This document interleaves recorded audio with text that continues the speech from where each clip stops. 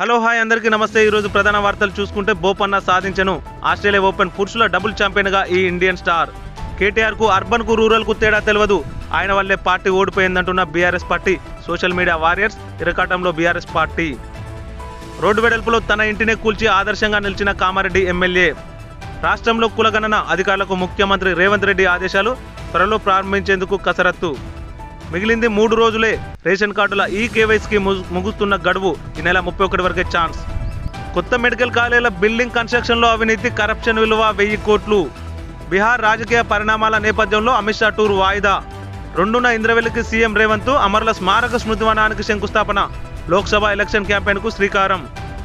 Kaloji varsity VC నిర్లక్ష్యం, nursing council ఆదేశాలు బేఖాతరు. ప్రవేశాలకు నోచుకొని 2000 మంది. ఈ నెల వచ్చే నెల 1న ఎమ్మెల్యేగా కేసీఆర్ ప్రమాణం. కొత్త సర్కార్లో ఫస్ట్ రిక్రూట్మెంట్. 7094 నర్సు పోస్టుల భర్తీ.